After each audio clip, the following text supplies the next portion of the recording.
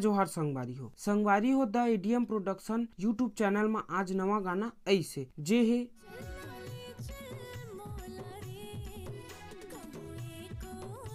जेला लिखे है राहुल भाई हा, म्यूजिक दे है मनोज दीवान जी हा, जेला जित्तू दुलरवा और निधि खुराना जी हा अभिनीत करत है। आवाज दे है गीतिका देवदास जी हा। गाना के बात करबो त गाना के लिरिक्स और म्यूजिक है तो बहुत ही ज्यादा सुघर है। गाना में शादी के बाद जब पत्नी है बहुत दिन बाद अपन पति ला कोनो जगह घुमाए पर बोलथे त कैसे ओकर पति है मना करथे, तब पत्नी है ओला कैसे मनाथे ए सब ला गाना के माध्यम से बहुत ही सुंदर तरीका से बताया गया है। और कैसे ओकर पति है कभो ठंड के तो कभी पुन्नी मेला के बहाना देथे। ये गाना में एक बात तो सीखे ला मिलथे कि दूसर के बात में आबे तक घर में कला होही। और जित्तू दुलरवा जे है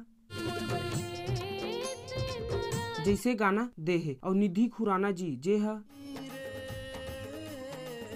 गाना में अभिनीत करे है। दोनों के एक्टिंग तो बहुत ही ज्यादा सुघर होते जे है ये गाना में भी देखेला मिलत है। और गीतिका देवदास जी जे है